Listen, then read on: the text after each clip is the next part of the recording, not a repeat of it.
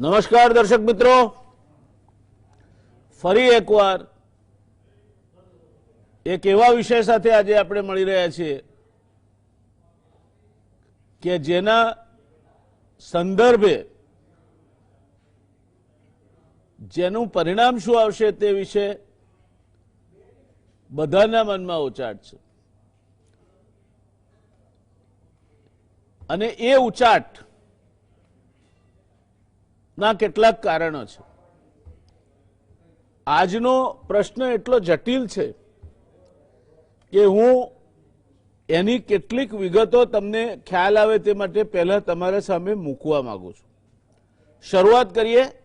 નામદાર હાઈકોર્ટે ખાનગી સ્કૂલો દ્વારા ઓનલાઈન શિક્ષણ વ્યવસ્થામાં ફીની માગણી વિશે શું કહ્યું તેનાથી। મુદ્દા છે સ્કૂલો નહીં ખુલે ત્યાં સુધી શાળા સંચાલકો સ્કૂલ ફીની માગણી નહીં કરી શકે। કોરોનાના સંકટ વચ્ચે સ્કૂલ સંચાલકો દ્વારા બેફામ ફી ઉઘરાવવા સામે હાઈકોર્ટે ફટકાર લગાવી છે। જ્યાં સુધી શાળા શરૂ ન થાય ત્યાં સુધી ફી માટે શાળાઓ વાલીઓને દબાણ નહીં કરી શકે। સ્કૂલ તરફથી ફી ભરવા પર દબાણ કરે તો ડીઈઓ એટલે ડિસ્ટ્રિક્ટ એજ્યુકેશન ઓફિસર દ્વારા પગલાં લેવાના રહેશે।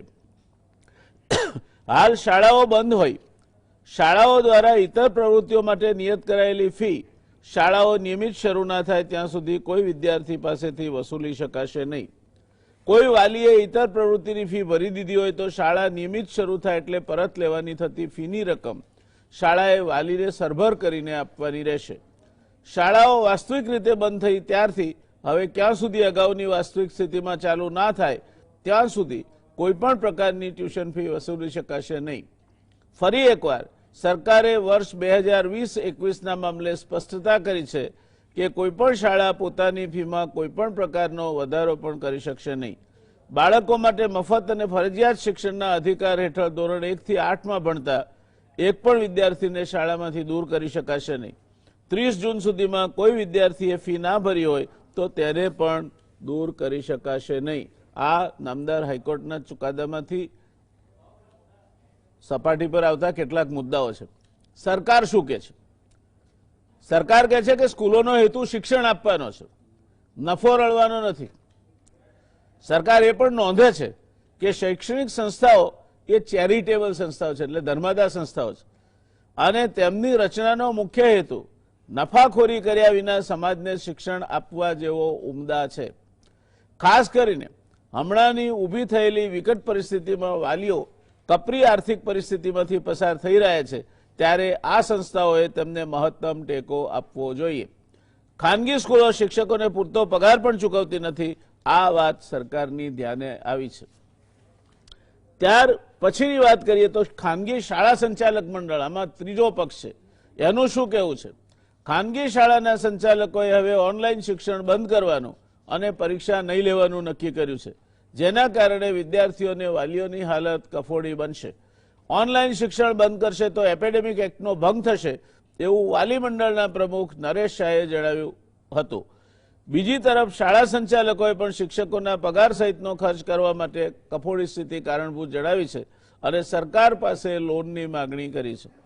સરકારના આ આદેશ અંગે ખાનગી શાળા સંચાલક મહામંડળના પ્રમુખ ભરત ગાજીપરા કહે છે કે અમે આ અંગે ગુજરાત સરકારને જાણ કરી હતી કે મોટાભાગની ખાનગી શાળાઓ માત્ર વિદ્યાર્થીઓની ફી પર જ આધારિત રહે છે।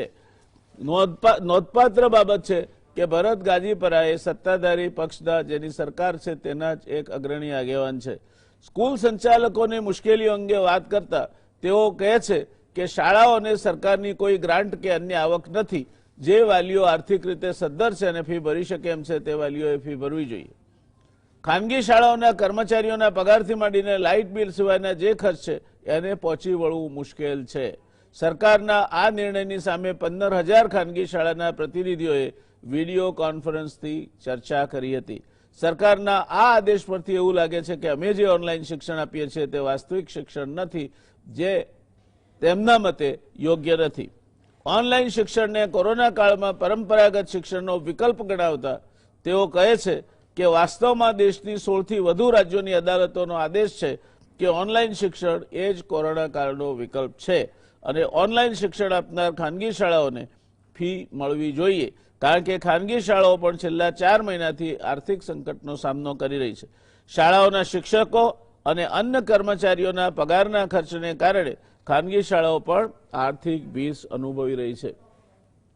આ બધા જે પક્ષો છે, સરકાર, નામદાર હાઈકોર્ટે જે કહ્યું તે, વાલી મંડળ જે કહે છે તે, અને આ સંદર્ભમાં જે 15,000 જેટલી શાળાઓ છે એના પ્રમુખ સંચાલક મંડળના ભાઈ ભરત ગાજીપરાએ જે કહ્યું છે તે બધું તમારી સામે છે.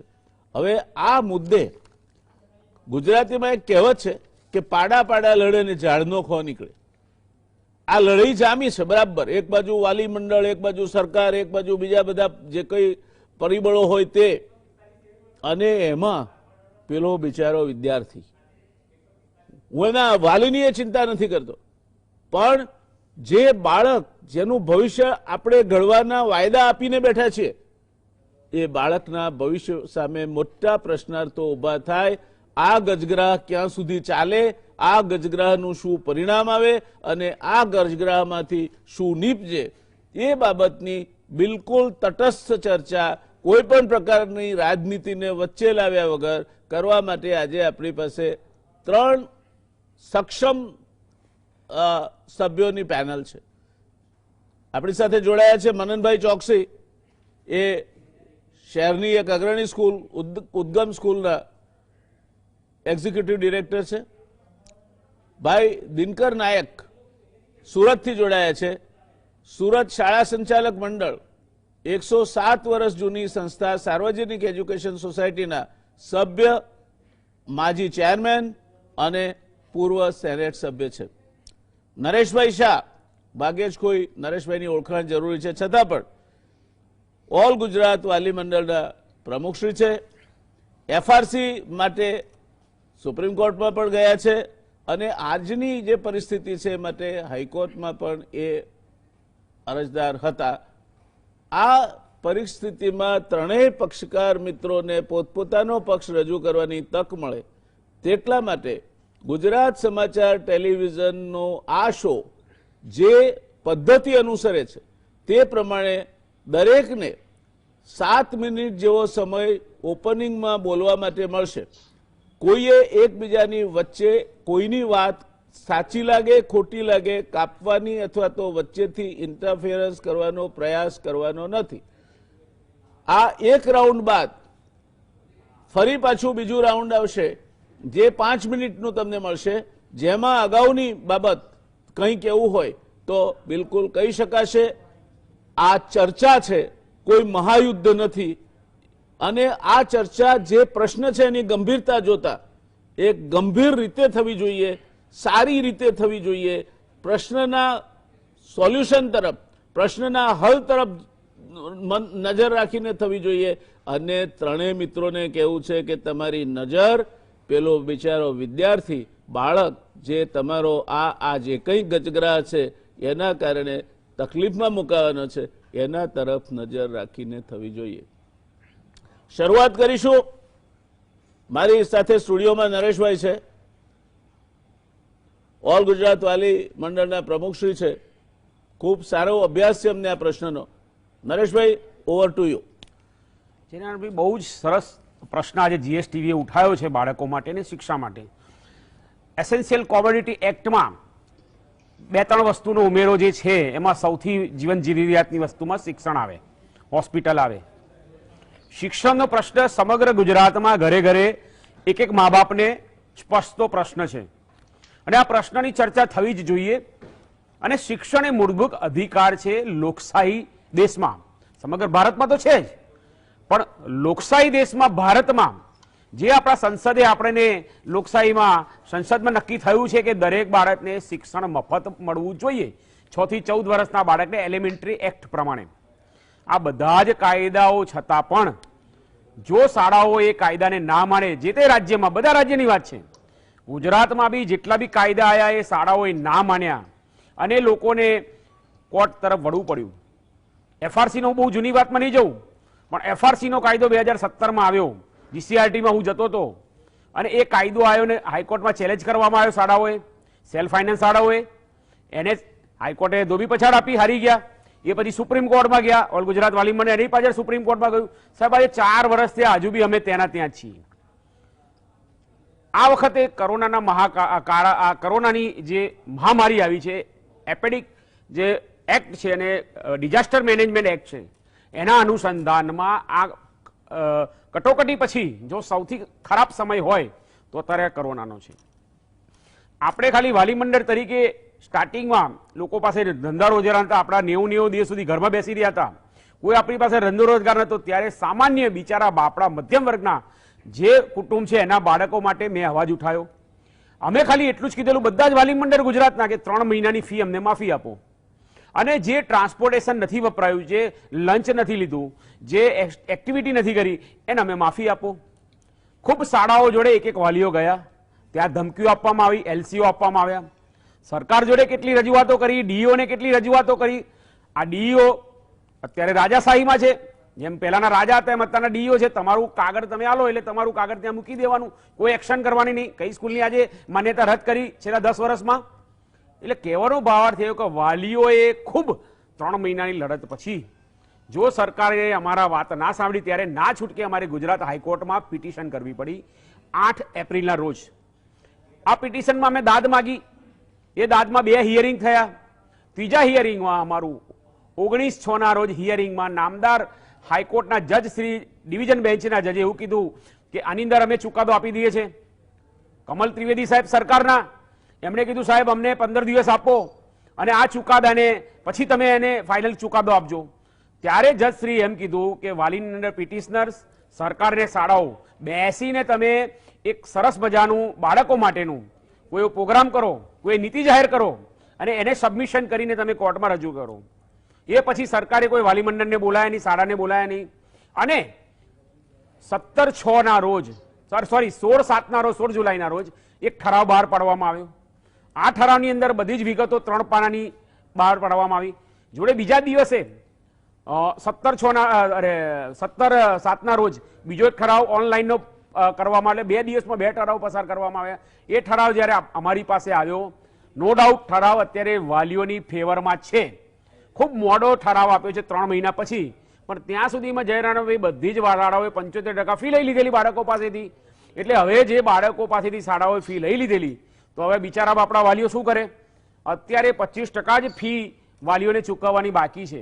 અને હવે જ્યારે સરકારે સારું પગલું લીધું તો શાળા સંચાલકને ગમ્યું નહીં. જો શાળા સંચાલકની વાત સરકાર કરતી હતી ત્યારે મજા આવી ગઈ, પણ હવે જ્યારે સરકારે એમ કીધું કે નહીં આ નિયમ છે ને આ રીતે તમારે ફી નથી લેવાની, તો હવે સરકાર ખરાબ. અને પછી કે અમે ઓનલાઈન બંધ કરીશું. તો આ સરકારને બાનમાં લેવાનું, વિદ્યાર્થીઓ સામે બ્લેકમેલિંગ કરવાનું, આ કયો ન્યાય? એટલે આનો અર્થ એ થયો કે તમે પૈસા માટે જ ભણાવતા હતા. તમે જ્યારે સ્કૂલ બનાવી ત્યારે સ્કૂલના એક નોમ્સ છે, એફિડેવિટમાં તમે લખ્યું છે નહીં નફા નહીં નુકસાનથી અમે સ્કૂલ ચલાવીશું, અમે માનવતાના ધોરણે સ્કૂલ ચલાવીશું, અમે પબ્લિક ચેરિટેબલ ટ્રસ્ટ છે એના અંડરમાં અમે સ્કૂલ ચલાવીશું, અમે સાર્વજનિક સંસ્થા છીએ, અમે કેરટેકર છીએ, અમે એના માલિક નથી. એ બધી જ વસ્તુ સાથે મુંબઈ ટ્રસ્ટ એક્ટ હેઠળ આ શાળાઓને મંજૂરી આપેલી છે અને એ પ્રમાણે એમણે આ સ્કૂલ બનાવી છે. અને એમાં એમણે કીધું કે ભાઈ અમારી પાસે પૈસા નથી, જગ્યા નથી, તો સરકારમાં એક અરજી આપી કે ભાઈ તમારી પાસે પ્લોટ હોય તો અમને આપો, અમે બાળકને સસ્તું ભણાવીશું. તો જિલ્લા પંચાયતના પ્લોટો, કોર્પોરેશનના પ્લોટો, જે પણ પ્લોટો સરકારે જ્યારે ટીપી પાડી હોય ને જે જગ્યાએ પ્લોટો મળતા હતા એ શાળાઓને ફાળવ્યા અને એ શાળાઓએ સ્કૂલો બનાવી. હા, ઘણી શાળાઓએ પોતાના પ્લોટમાં બી હશે. ક્યાંક ને ક્યાંક જોવા જઈએ તો આ જે માળખું રચાયું છે એ આખું નહીં નફાની નુકસાનથી ચેરિટેબલ ટ્રસ્ટ પ્રમાણે શાળાઓ ચલાવવાની હતી. હવે એને તો પ્રોફિટેબલ બનાવી દો. શાળામાં તમારે નોટબુક વેચો, તમે ડ્રેસ વેચો, તમે બૂટ વેચો, તમે સ્ટેશનરી વેચો, તમે બાળકને પબ્લિકેશનની બધી વસ્તુઓ વેચો, જે 60% દિલ્હી ને મુંબઈના પબ્લિકેશનો આપે છે. ધીરે ધીરે આવું ચલાવવા મળ્યું. આ બધું જે કોર્પોરેટ માધાઓતાઓ આવતા ગયા એમ ધીરે ધીરે જયનારાયણભાઈ આને એક ધંધો બનતો ગયો. અને એના સાઈડમાં જે નાની શાળાઓ હતી કે જે બિચારી 2000, 5000, મને ઘણા સંચાલકો મળે છે. આજે ભાસ્કરભાઈ પટેલ, હું નામ તમારી સામે આપું છું, કે જે 40 વર્ષથી જૂનું એમનું એસોસિએશન છે. આજે એમની ઘણી શાળાઓ એવી છે કે જે હજુ બી 1000, 1500, 1200માં ભણાવે છે. આજે નરહરિભાઈની હું એક ડિબેટમાં હતો, નરહરીભાઈની સ્કૂલમાં 22,000 એટલે વરા 2,000 રૂપિયા થયા. હવે એમનું તમે જોઈ લો કેટલું મોટું એમનું એસ્ટાબ્લિશમેન્ટ છે અને કેટલું સરસ ભણાવે છે. એટલે એવું કહેવાનો ભાવાર્થ થયો કે આ મોટી સ્કૂલોની સામે નાની સ્કૂલો દબાઈ ગઈ અને અત્યારે 200-250 સ્કૂલ આખા ગુજરાતમાં હાવી થઈ ગઈ. 25-50 કરોડ રૂપિયાનું ફંડ લઈ અને મોટા મોટા વકીલો રાખી જે બિચારી નાની શાળાઓ હતી આજે સાઇડ ટેક કરવા મળી. સરકારે બી એવું કર્યું કે નાની શાળાઓને ના સાંભળી અને મોટા જે ગજા માથાના વ્યક્તિઓ હતા કે જે ભાજપ જોડે જોડાયેલા હતા એવી વ્યક્તિઓને મિટિંગમાં બોલાવી અને એમને સાંભળવામાં આવ્યા. એટલે બંને તરફની આ વસ્તુ છે. ત્યારે આજે આ જે પરિસ્થિતિ ઉત્પન્ન થઈ છે સરકારની ભૂલ છે, શાળા સંચાલકોની ભૂલ છે કે વાલી મંડળને કેમ બોલાવીને તમે ના સાંભળ્યા. તમારે કઈ બી પ્રોબ્લેમ હતો, તમારી સ્કૂલનું વાલી મંડળ હતું, ગુજરાતના વાલી મંડળો હતા, સરકારશ્રીએ બી સ્ટેક હોલ્ડર વાલીઓ છે, આ વાલીઓને બોલાવીને મિટિંગમાં શાળાઓને બેસાડવા હતા, વાલી મંડળને બેસાડવા હતા, સરકારે બેસવું હતું. અને ક્યાં પ્રોબ્લેમ છે, કેટલા મહિનાની, અમે 3 મહિનાની માગી હતી તો તમે 3 મહિનાની થોડી બી અમને રાહત આપી હોત, કઈક એનો નિવેડો લાવ્યો હોત. પણ ક્યાંય કોઈ મિટિંગ નહીં. શાળાઓએ ખુલ્લે આમ સરકાર બોલી નહીં એટલે એલસીઓ આપવા મળ્યા, ધમકીઓ આપવા મળ્યા, પોલીસ કેસ કરવા મળ્યા, માનાનીના 10-10 કરોડ રૂપિયાના કેસ કરવા મળ્યા. આ બધું જ સરકારના ઓથા હેઠળ શાળાઓએ કરવા મળ્યું. હવે જ્યારે હાઈકોર્ટમાં અમે ગયા અને સરકારને એમ લાગ્યું કે નહીં, આ હાઈકોર્ટમાં ગયા છે કદાચ નિર્ણય સરકારની ફેવરમાં નહીં આવે તો માટે સરકારે પરિપત્ર બહાર પાડ્યો અને એનું પરિણામ એવું આવ્યું કે અત્યારે વાલીઓની ફેવરમાં આ પરિણામ અત્યારે મને જોતા છે. તમારી જીએસટીવી ના માધ્યમથી શાળા સંચાલકોને કહું છું, તમે પોતે લેટર આપેલો છે તમારા 11 મુદ્દાનો. કદાચ તમે જો આને ચેલેન્જ કરશો, હાઈકોર્ટમાં જશો તો ઓલ ગુજરાત વાલી મંડળ તમારી પાછળ આવશે ને આવશે અને તમારો કેસ ટકશે નહીં. કારણ કે ઓલરેડી તમે સરકારને તમારો પરિપત્ર અને તમારી જેટલી બી મંજૂરી હતી, તમારી જેટલી બાહેધરી હતી એ બધી સરકારને લેખિત તમે આપેલી છે. આઈ થિંક આપે જે કહેવાનું હતું એ કહી દીધું. ભવિષ્યમાં આપ શું કરવાના છો અત્યારે ચર્ચાનો વિષય નથી. દિનકરભાઈ, આપ એક એવી સંસ્થા સાથે જોડાયેલા છો કે જેનો 107 વર્ષ જૂનો ઇતિહાસ છે. આપ સેનેટ સભ્ય પણ રહી ચૂક્યા છો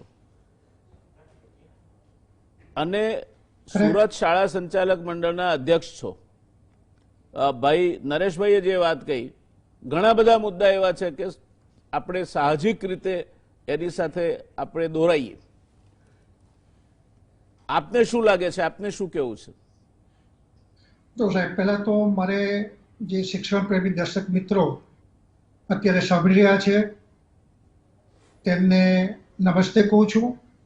અને આ મીડિયા અને ખાસ કરીને ગુજરાત સમાચાર દૈનિક ગ્રુપે જે આજે શિક્ષણ પ્રત્યે ધ્યાન રાખીને ચર્ચાનું આયોજન કર્યું તે માટે એમને અભિનંદન પણ આપીએ.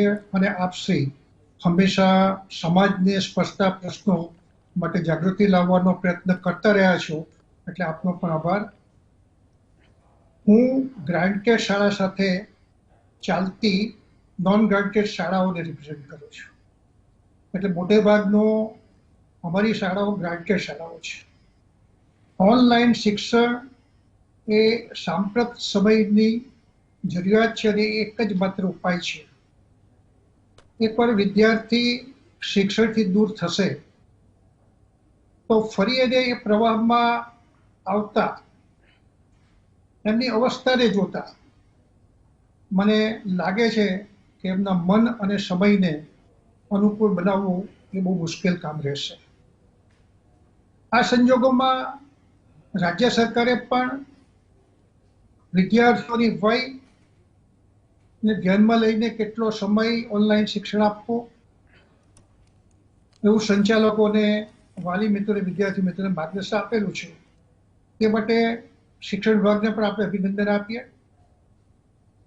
રાજ્ય સરકારે હાઈકોર્ટમાં વાલી મંડળની રીતના જવાબમાં સ્વનિર્ભર શાળાઓ જ્યાં સુધી પ્રશિક્ષણનું કાર્ય વાસ્તવિક રીતે એટલે કે વર્ગખંડની અંદર શરૂ નહીં કરે ત્યાં સુધી ફી નહીં લેવાની. આમ જે વાલીઓ પ્રત્યે સરકારે જે સદભાવ બતાવ્યો છે એ ખૂબ જ સરાહનીય છે અને ઉમદા છે. સંચાલકો વર્તમાન પરિસ્થિતિમાં ઓનલાઈન શિક્ષણ વ્યવસ્થા કરવી જોઈએ? તો કે શિક્ષણના કેન્દ્રમાં તો આખરે વિદ્યાર્થી છે, એ સંચાલકોનો ધર્મ પણ છે, પણ સંચાલકો સાથે શિક્ષકોનો અને એના કર્મચારીનો આખો પરિવાર જોડાયેલો છે અને તેમને પણ પગાર મળવો જોઈએ એ પણ હકીકત છે. અગાઉ શિક્ષણ વિભાગે 2020-21ના વર્ષમાં ફી નહીં વધારવી અને આગલું વર્ષ એટલે કે 2019-20ના વર્ષમાં ફી નવેમ્બર મહિના સુધી નહીં લેવી, અગર તો દબાણ નહીં કરવું, વિદ્યાર્થીઓનું નામ કમી નહીં કરવું, આ બધા સાથે અમારા સંચાલક મંડળો તો હક્કરમાં જ હતા. શાળાની ફી રાજ્ય સરકાર દ્વારા નક્કી થાય છે. લર્નેડ ઇજનેર હોય, સીએ હોય અને શિક્ષણ વિધિની કમિટી બનાવેલી છે. ત્યારે સંચાલકો પાસે સરપ્લસ ફંડ ન રહે એ સ્વાભાવિક છે. શાળા બંધ હોવા છતાં શિક્ષણ ઉપકર આપવાનો, મહાનગરપાલિકા હોય, નગરપાલિકા હોય, પંચાયત હોય તો એમના વેરા આપવાના, ચેરિટી કમિશનરનો જે કંઈક ફાળો હોય એ પણ ચૂકવવાનો અને લાઇટ બિલથી માંડીને ઘણા બધા રિકરિંગ ખર્ચા છે. તારીખ 29 સુધી પરીક્ષાનું આયોજન છે, એ પણ કામ કરવાનું છે. એટલે આ બધા સંજોગોની અંદર રાજ્ય સરકારે પણ એના બજેટમાં કંઈક વ્યવસ્થા કરી છે અને કરી હોવી જોઈએ એવું આપણે માનીએ છીએ. અનેક પ્રકારના રિકરિંગ ખર્ચા ભલે સંચાલક મંડળને હોય, પણ કેન્દ્ર સરકારે જ્યારે 20,000 કરોડ રૂપિયા જેવું મોટું બજેટ ખેડૂતોને માટે, નાના વેપારીને માટે, ઉદ્યોગો માટે, કામદારો માટે કરેલું છે, એવું કંઈક પેકેજ શિક્ષણ માટે પણ હોવું જોઈએ અને ફાળવ્યું હોય એનો અમલ થવો જોઈએ. રાજ્ય સરકારે પણ બજેટમાં શિક્ષણ માટેની વ્યવસ્થા કરેલી છે.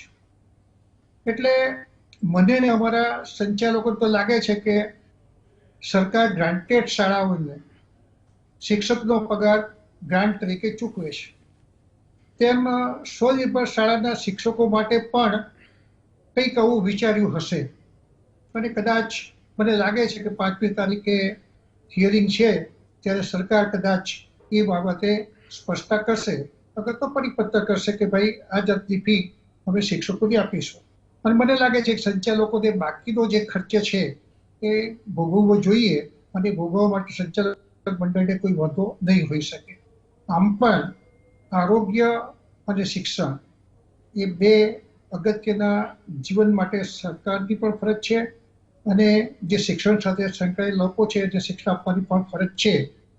પણ સંચાલકો અને વાલીઓ વચ્ચે સંઘર્ષ ન થાય અને સંચાલકોએ પણ કોર્ટનો આશરો લેવો પડે, કોઈ દુઃખદ ફરજ નહીં બજાવવી પડે એ માટે સરકારે પહેલેથી સંવાદો દરેક શહેર વાઇઝ અગર તો દરેક મોટા જે મંડળો છે એ સાથે ચર્ચાઓ કરવી જોઈતી હતી. આજે શું થાય છે કે કેટલાક સ્વનિર્ભર સાથે સંકળાયેલા અગર તો એવી વ્યક્તિઓ સાથે જ ચર્ચાઓ થઈ રહી છે. આમ શિક્ષણ પ્રેમી મિત્રોને મારી વાત સમજાઈ હશે કે છેવટે આ એક સરકારનો પ્રશ્ન નથી, એ પ્રશ્ન તમામનો છે. અને જો સરકાર જો કોલેજોને અને યુનિવર્સિટીના શિક્ષકોને પગાર ચૂકવવો એવી વાત કરે ત્યારે મને નવાઈ લાગે કે જે પ્રાથમિક શિક્ષણ, જે પાયાનું શિક્ષણ છે એના શિક્ષકો માટે અગર તો એની ફી માટે, માધ્યમિક શિક્ષણની ફી માટે એ નકારાત્મક વલણ દર્શાવે તો એ બરાબર લાગતું નથી. એટલે મારી તો એક વાત સ્પષ્ટ છે કે જ્યારે તમે કોલેજોને માટે કે યુનિવર્સિટીના વિદ્યાર્થીઓ માટે તમે ફી લેવાની વાત કરતા હો ત્યારે બીજી બાજુ આવી રીતે પ્રાથમિક શિક્ષણને માટે કે માધ્યમિક શિક્ષણ માટે ફી ન લેવી એ કંઈક વાજબી દેખાતું નથી. એટલે મને ચોક્કસ એવું લાગે છે કે અમે તો માનીએ છીએ કે શિક્ષણ આપવાની તો ફરજ છે ને આપવું જ જોઈએ અને એ પ્રમાણે અમે તો ઓનલાઈન શિક્ષણ ચાલુ જ રાખ્યું છે. અમે ઓનલાઈન શિક્ષણ બંધ કર્યું નથી, કારણ કે અમારી તો ગ્રાન્ટેડ શાળાઓ પણ છે અને સાથે સાથે આવી નોન ગ્રાન્ટેડની શાળાઓ છે. એટલે અમે તો ચોક્કસ જ માનીએ છીએ કે ઓનલાઈન શિક્ષણ અત્યારે એક જ ઉપાય છે, એટલે એનાથી આપવું જ જોઈએ એવું મારી માન્યતા છે. Thank you. દર્શક મિત્રો, બે મુદ્દા દિનકરભાઈની વાતમાંથી અને જેને કંઈક અંશે એનો અછડતો ઉલ્લેખ નરેશભાઈએ પણ કર્યો હતો એ સપાટી પર આવ્યા છે. પહેલો મુદ્દો એ છે કે સરકારે સ્ટેક હોલ્ડર્સ જે છે જે લોકો આની સાથે જેમના હિત સમાયેલા છે શું કરવા 30 જ મર્યાદિત રાખવાના, કેમ 500 ના થાય, પણ એમની સાથે ચર્ચા કરી અને વાતચીત કરીને આ પ્રશ્નનો સુમેળભર્યો ઉકેલ લાવવો જોઈએ. સંચાલકો અને વાલી મંડળ એકબીજા સાથે ઘર્ષણમાં આવે એ કદાપી ઉચિત નથી. એટલા માટે કે આજે વાલી મંડળ એ બાયો ચડાવશે અને છોકરાઓને શીખવાડશે કે તમારા સંચાલકોને અમે ગાળો બોલી શકીએ છીએ, તો આ જ છોકરાઓ કાલે વાલીઓને ગાળો બોલશે. એટલે આ બાબત બહુ ગંભીર છે. આ મુદ્દે વાલી મંડળને સંચાલકો વચ્ચે લડાઈ સંભવી શકે જ નહીં, કારણ કે એ એક સંસ્કારની વાત છે પોતાના બાળક પર. બીજો મુદ્દો દિનકરભાઈને એ બીજો મુદ્દો પણ વ્યાજબી લાગે છે કે બે ભાગમાં ખર્ચા વેચી નાખવા જોઈએ.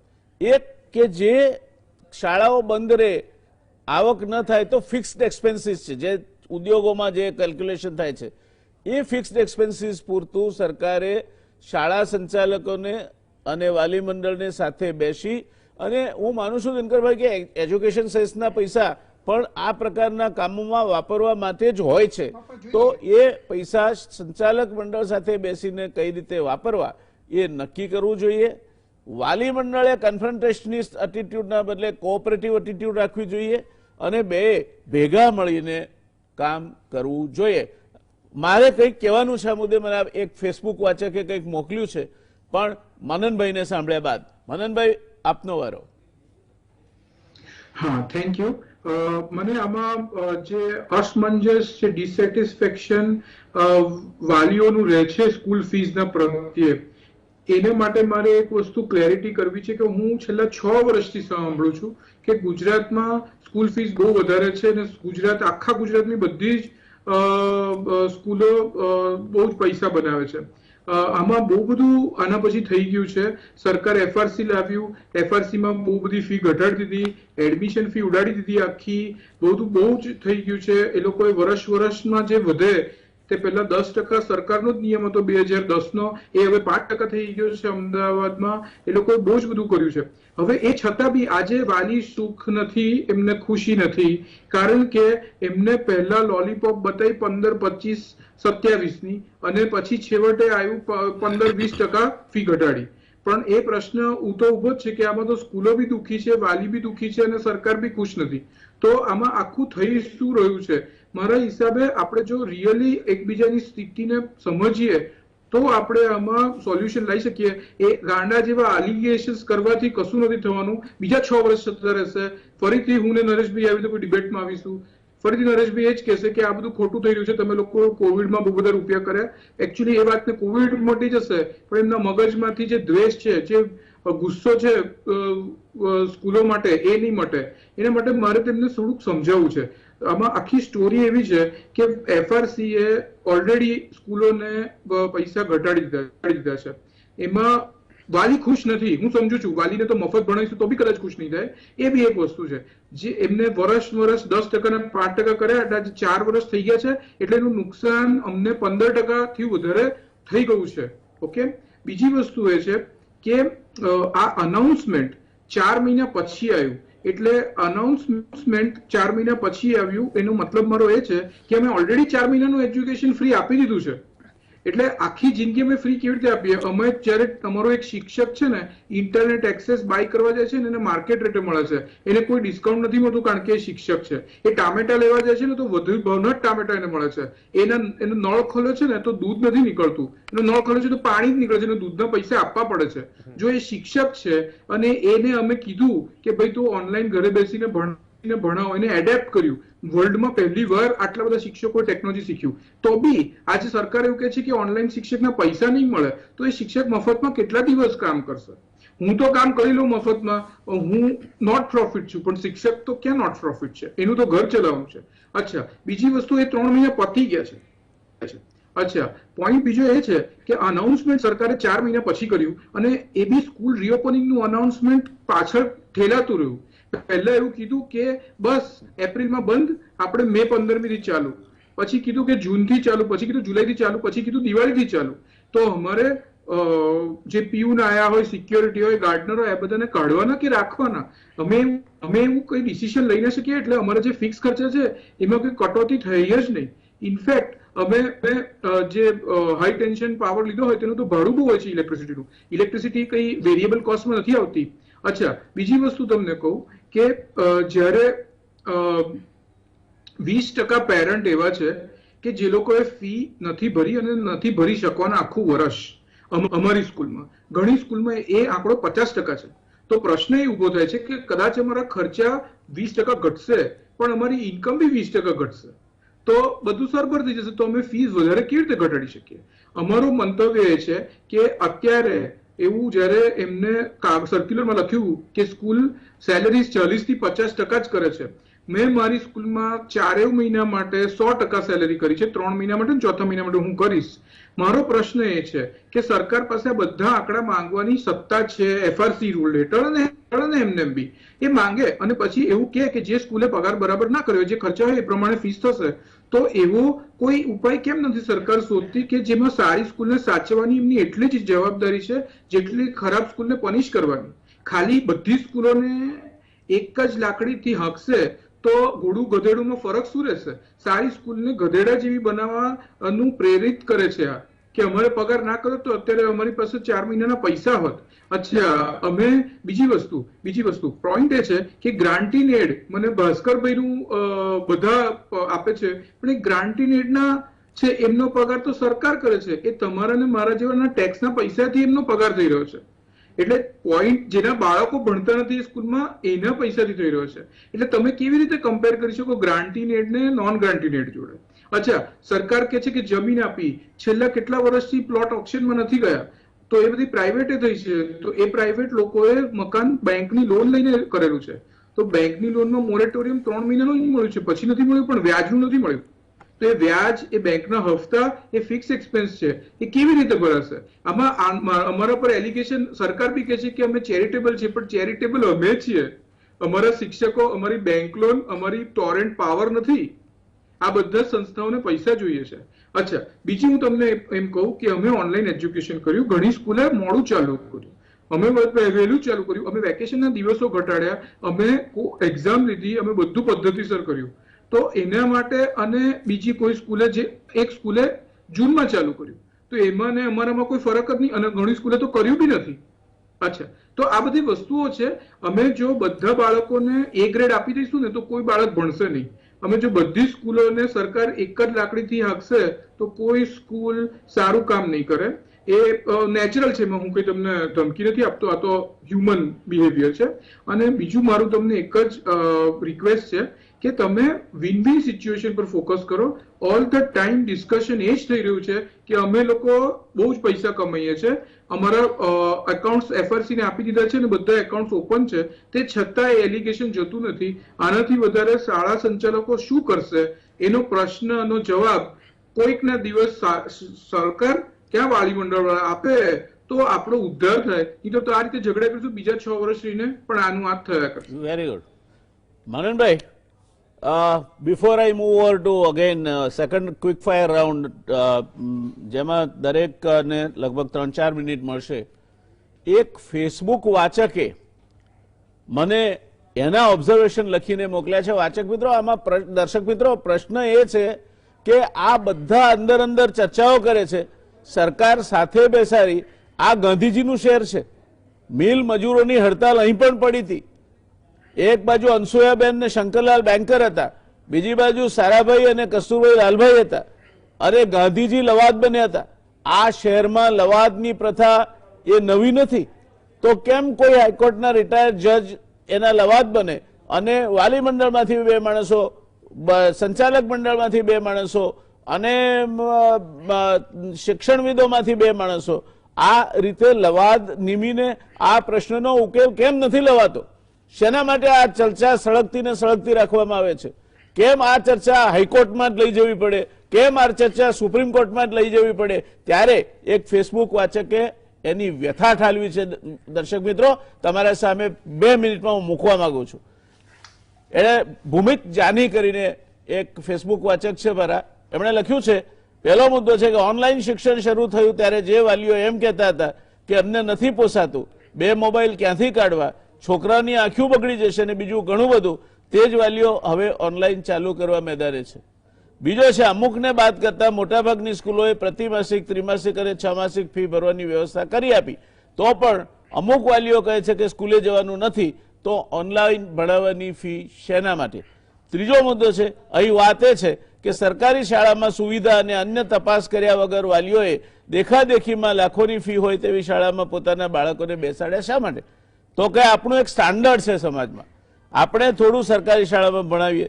હવે લોકડાઉનમાં તમામને વેપાર ધંધા પર અસર પડી, આર્થિક તકલીફો પડી, એ સાચું, એ મુદ્દે સહાનુભૂતિ પણ છે, પણ તમે વ્યવસ્થા કરી આપી કે હપ્તે હપ્તે ફી ભરજો, તો પણ આપણે તો સંપૂર્ણ માફી જોઈએ છે. આ જીદ શેને માટે? ચોથું, માની લઈએ કે આર્થિક પરિસ્થિતિ ખરાબ છે તેવા 30% વાલીઓ છે, બાકીના તો હપ્તે હપ્તે ફી ભરી શકે, પરંતુ જીદ એટલે જીદ, અને આ જીદનું રાજકીયકરણ થઈ રહ્યું છે. 5, આપણે શાળાના સંચાલકોને કહીએ કે વર્ષોનું કમાણા છે તો શિક્ષકોના પગાર ન કરી શકે? અરે વાહ, તો તમે પણ નોકરી ધંધો કરો છો, ત્યાં સુધી કોઈ કમાણી નથી કરી? કરે કે એક બાળકની હપ્તે હપ્તે ફી ભરી શકો, પણ સમજ્યા વગર મેદાનમાં ઉતરી જવાની વૃત્તિ બરાબર નથી. સરકાર જો ઓનલાઈન શિક્ષણને વાસ્તવિક શિક્ષણ ન ગણતી હોય તો પછી શાળા સંચાલક મંડળ સાથે મિટિંગો કરી ત્યારે શા માટે ઓનલાઈન શિક્ષણ શરૂ કરવાનું કહ્યું? 7, આપના બાળકને પૂછી જોજો એક વખત કે તને ઓનલાઈન ક્લાસમાં સમજાય છે? તો કહેશે ના, છતાં આપણે તો આપણી મરજીના માલિક. બાળકનું શું? સાચું કહેજો, બાળકના તોફાનથી કંટાળી ગયા છો ને, એટલે ઓનલાઈન ભણાવવાનું ચાલુ રહે તેવી માંગ છે ને? કારણ કે ઓનલાઈન ભણે એટલી વાર શાંતિ મળે. ખાનગી શાળાના શિક્ષકોની હાલત મુદ્દે એક વખત વિચાર કરી જોજો, પછી બાકીની લડત આગળ ચલાવજો. અને ત્રણેય મિત્રો, કૃષ્ણ દવેની આ કવિતા તમને ત્રણેયને લાગુ પડે છે, ધ્યાનથી સાંભળજો. કૃષ્ણ દવે કહે છે, બીજું શું કરવાનું સ્કૂલમાં? બીજું શું? એની કવિતાનું જે શીર્ષક છે તે અત્તર રહી જાય નહીં ફૂલમાં. બીજું શું કરવાનું સ્કૂલમાં? આખાએ ધંધામાં રાખવાનું ધ્યાન, ક્યાંય અત્તર રહી જાય નહીં ફૂલમાં. બીજું શું કરવાનું સ્કૂલમાં? ભણવાના કારખાના ધમધમતા રાખવાની આપું બે ચાર તને ટીપ. ભણવાના કારખાના ધમધમતા રાખવાની આપું બે ચાર તને ટીપ. માછલીની પાસેથી ઉઘરાવે રાખવાની મોતી ભરેલ કઈ છીપ. માસુમિયત જોઈ જોઈ લાગણીનું સપનું, પણ જોજે આવે ને ક્યાંક ભૂલમાં. બીજું શું કરવાનું સ્કૂલમાં? સીધે સીધું તો કદી મળવાનું નહીં, થોડું બેસાડી રાખવાનું બહાર. આ સંચાલક મિત્રો માટે છે. સીધે સીધું તો કદી મળવાનું નહીં, થોડું બેસાડી રાખવાનું બહાર. થનગનથી ઈચ્છાને લાગવું તો જોઈએ ને કે કેટલો મોટો છે વેપાર. ઊંચે આકાશ કંઈક દેખાડી ડાળ, પાછું પંખીને કહેવાનું ઝૂલમાં. બીજું શું કરવાનું સ્કૂલમાં? ધારદાર ફતવાઓ, આ સરકારની વાત છે, ધારદાર ફતવાઓ પાડવાના બાર અને ભાષણ પણ કરવાનું લીસું. ધારદાર ફતવાઓ પાડવાના બાર અને ભાષણ પણ કરવાનું લીસું. અર્જુનને પંખીની આંખ જ દેખાય એમ તારે પણ વાલીનું ખિસ્સું. શિક્ષણ નહીં 5 સ્ટાર બિલ્ડિંગ જરૂર છે, સૌથી પહેલા તો સ્કૂલમાં. બીજું શું કરવાનું સ્કૂલમાં? આ કૃષ્ણ દવે એની વ્યથા ઠાલવી છે, એમની રીતે ઠાલવી. આ બધામાં અર્ધ સત્ય છે. મારે ત્રણેય મિત્રોને કહેવું છે કે આ અત્યારે જે ચાલે છે તે પેલા એક હાથી ને 6 આંધળા જેવું ચાલે છે. કોકને થાંભલા જેવો દેખાય છે, કોકને દિવાલ જેવો દેખાય છે, કોકને પાઇપ જેવો દેખાય છે, કોકને દોરડી જેવો દેખાય છે. Over to you. જયનારાયણભાઈ, બહુ સરસ તમારી શાયરીમાં બધું આવરી ગયું. સરકાર આવી ગઈ, સ્કૂલો આવી ગઈ, વાલી મંડળ આવી ગયું, સમાજ આવી ગયો. બહુ સરસ, જેને સમજવાનું તેને સમજી લીધું. આપણી વાત ક્યારે છે કે મનનભાઈની બધી જ વાતો મને એટલી બી સ્પર્શી ગઈ અને એમની સત્ય વાતો હતી. જે બી એ પોતે સ્કૂલ ચલાવે છે એની સ્કૂલની બધી સત્ય વાતો એમણે કહી દીધી. મારે મનનભાઈને અને સારા સંચાલકોને બધાને એક જ વસ્તુ કહેવી છે કે ક્યારે આનો અંત આવશે? કાયમ વાલીઓને પોષાવાનું, કાયમ વાલીઓને લૂંટાવાનું. સ્કૂલમાં વાલીએ બાળકને મૂક્યો એટલે એની એક એક વસ્તુ વાલીની તમે કહો એમ જ કરવાની. સ્કૂલમાંથી તમારે સ્ટેશનરી લેવી, સ્કૂલમાંથી તમારે પબ્લિકેશન લેવું, વાલીને દબડાવો, શાળાની અંદર બોક્સરો રાખવા, બાઉન્સરો રાખવા, બધી જ જગ્યાએ જ્યારે એલસી આપી દેવા, આ બધી જ જગ્યાએ જ્યારે વાલીઓ કંટાળ્યા, 10 વર્ષથી વાલીઓ તમારા ગ્રાઉન્ડમાં બી તમે પગ ના મૂકવા દો, તમારી ટીચર્સો એવી રાખો, પ્રિન્સિપાલો જે ઇંગ્લિશ છાટાકાર બોલે અને વાલીઓને ધમકાવે. આજે બધી જ કોન્વેન્ટ સ્કૂલ જે તે ઇંગ્લિશ મીડિયમ સ્કૂલો જેની તમે પ્રિન્સિપાલો જુઓ, વાલીઓને કેવી ધમકાવે છે. વાલીઓને એસએમએસ ના વાલીઓના ગ્રુપમાં તમે લોકો જોઈન થઈ જાઓ છો અને વાલીઓને શું બોલે છે. સાહેબ આટલું બધું ધ્યાન રાખવાનું તમારે. વાલીઓના ગ્રુપમાં આટલી બધી લોકશાહીમાં પોતાની સ્પીચલેસ નથી કરી શકે વાલી. આ લોકશાહીમાં વાલી બોલી ના શકે. તમે શાળા સંચાલકો ગ્રુપમાં ઘૂસી જાઓ અને વાલી કઈ બોલે તે વાલીને બીજા દિવસે ફોનથી ધમકી આપવાની, ગ્રુપમાંથી નીકળી જા. સાહેબ ક્યાં સુધી સહન કરવા વાલી? બિચારો બાપડો ક્યાં સુધી સહન કરે? અમે બધું જ સમજીએ છીએ, સ્કૂલ કેવી રીતે ચાલે છે, સ્કૂલના કેવી રીતે ઓડિટ છે, સ્કૂલનો કેવી રીતે ખર્ચો છે. મારું પહેલા જ દિવસે સ્ટેટમેન્ટ હતું 50% ફીમાં માફી આપો. મનનભાઈ પોતે બોલ્યા કે મારી ફીમાં કોઈએ 20%, કોઈએ 50%. સાહેબ 50% ફી બધી શાળાએ ઉઘરાઈ લીધી છે. કોઈ એવી શાળા નથી કે જેને 50%, 70%, 80%, 90%. અમારી માંગ 50%ની હતી કે 50% કંઈક રાહત આપો, 100% રાહત આપો. પણ તમે આ કોરોનાની મહામારીમાં જૂજ સ્કૂલો બધી શાળાઓને સેલ્યુટ મારું છું કે જેને ફી માફી કરી હોય. છે એવી શાળાઓ, છે એવા ટ્રસ્ટો કે જેને ભણાવવું છે, જેને સમાજ સેવા કરવી છે. તમે આ કોરોનામાં તમે ધંધો કર્યો, તમે બળજબરીથી નોટબુકો આપી, તમે બળજબરીથી સ્ટેશનરી આપી, તમે 600, 800 રૂપિયા થી માંડીને 4,000 રૂપિયાના સેટો આપ્યા. ક્યાં ગઈ તમારી મહાનતા, માનવતા? શું તમને એવું ના લાગ્યું કે હું વાલીને છેતરું છું આ કોરોનાની મહામારીમાં, જેના ઘરે ખોરાક નથી અને બિચારો બાપડો પોતાના પુત્ર માટે, આજે મારો દીકરો હોય તમારો દીકરો હોય સાહેબ, પુત્ર માટે ગમે તો મા બાપ હોય ને તો વેચીને બી પૈસા આપે તમને, અને એ મા બાપે ખાધું નથી ઘરમાં. લોકો રોડ ઉપર જુઓ કેવી રીતે મા બાપો ફર્યા હતા. અહીંથી બિહાર ગયા છે સાયકલમાં લોકો, પોતાના મા બાપે પોતાના બાળકને ખેંચીને લઈ ગયા છે. સાહેબ એ કરુણતા તો તમે સમજો. તમને 100 વર્ષ પછી આવેલી આ કરુણતામાં વાલીઓ એમ કહેતા હતા કે 3 મહિનાની ફી માફી કરો. અરે માફી ના કરો તો કદાચ તમને સપ્ટેમ્બરમાં આપીશું. સરકારે કીધેલું, કેમ ના માન્યા? કોઈ વાલી પૈસા વગર નહીં ભણે. હજુ બી કહી દઉં છું દરેક સંચાલકોને, અમે લોકો તમને કોઈ ખતમ કરવા માંગતા નથી. સારા સંબંધો રાખીશું. મેં કોઈ એજ્યુકેશન રોડ ઉપર કર્યું નથી. જયરાણભાઈએ કીધું એમ કોઈ વાલી મંડળે રોડ ઉપર આવ્યું નથી કે કોઈ હિંસક પ્રયત્ન કર્યા નથી કોઈ સ્કૂલની ઉપર, અને નહીં કરીએ. જીએસટીવીના માધ્યમથી કહું છું કે મારું કોઈ એવું કૃત્ય નહીં હોય કે જે તમને ખરાબ કરીશું. કારણ કે મા સરસ્વતીના ધામમાં અમારે બાળકોને ભણાવવાના છે, તમારી જોડે સંબંધ રાખવાના છે. મેં બાળક તમને સોંપ્યું 12મા ધોરણ સુધી, તમે એને કેળવણીકાર કરશો. મારે બાળક તમારી સ્કૂલમાં મૂકવું છે, એ સમાજમાં તમે તૈયાર કરીને મારા બાળકને તમે આપશો અને એ સમાજમાં એ બાળક ઊભું રહેશે. જે સંસ્કાર તમે આપશો એ, અને આપેલા છે દરેક સ્કૂલના શાળા સંચાલકોએ બાળકને સંસ્કાર આપેલા જ છે. તો પછી જૂજ સ્કૂલો શા માટે ફી માટે આટલી બધી નીચતી કક્ષાએ જવાનું? તમારા સુરતના પેલા પ્રવક્તાએ કેટલી નીચતા હાથે મારી જોડે ધમકીઓ આપીને મારી જોડે વર્તન કર્યું. સાહેબ આવા માણસો તમે કેમ એ સમજાવતા નથી? આવો આપણે બેસીએ ટેબલ ઉપર, કાલે સવારે બધા સંચાલક મંડળો આવું, વાલી મંડળ સાથે બેસવું. કેમ ના આનો ઉકેલ આવે?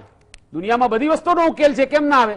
શાળાઓ આપણે ચલાવી છે, બાળકને ભણાવવું છે, બાળકને આપણે જ્ઞાન આપવું છે, તો શા માટે આનો ઉકેલ ના? પણ તમે તો ફાઇટ ટુ ફિનિશ, સ્કૂલમાં પગ નહીં મૂકવાનો, પ્રિન્સિપાલો ધમકાવે, તમારે મજબૂરીથી ચોપડાઓ લેવાના છે, લાઈનમાં લેવાના છે, તમારે આ સોશિયલ ડિસ્ટન્સિંગનું ધ્યાન રાખવાનું છે. બધી વસ્તુ એકબીકના અનુરૂપ હોય છે.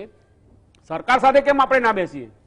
ગુજરાતમાં અને ભારતમાં આજે જો શિક્ષણ ઉપર, હજુ ફરીથી કહું છું કે આ શિક્ષણ ઉપર જો કલંક લાગશે તો આવનારી પેઢી બહુ જ ખરાબ દ્રષ્ટિએ. આજે અમારા વૈષ્ણવ વાણિયામાં સાહેબ 90% છોકરાઓ કેનેડા અમેરિકા જાય છે, અને એ બધી કાસ્ટમાં જાય છે.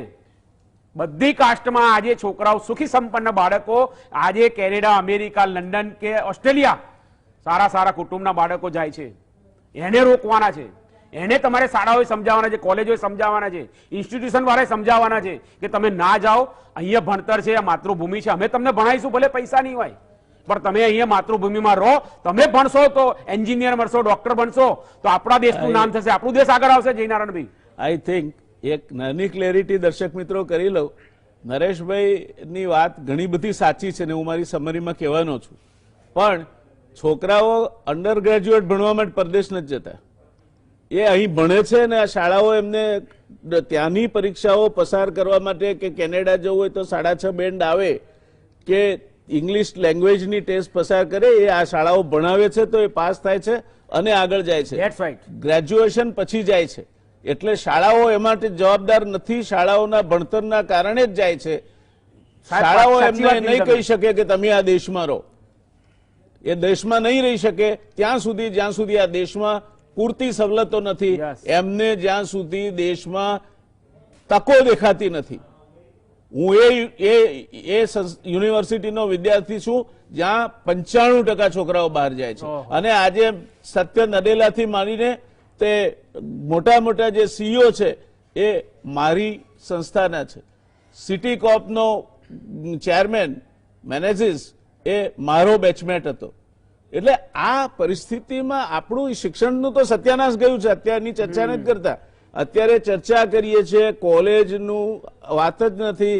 વાલી મંડળ સાથે જે સંચાલકો છે એનું કન્ફ્રન્ટેશન દૂર કરવા માટે ઘણી બધી વાતો તમારી સાચી છે નરેશભાઈ, કે વાલીઓ સાથે સંવાદની જરૂર છે, વાલીઓ સાથે બેસીને વાત કરવાની જરૂર છે, વાલીઓ સાથે કોઈ આઈટમ સ્કૂલમાંથી સ્કૂલે શું કરવા એવું ઇન્સિસ્ટ કરવું જોઈએ કે એ બાળકો ત્યાંથી જ ખરીદે. પણ તો પછી એવું થશે કે અમુક જગ્યાએથી એ નક્કી કરીને ખરીદાવશે.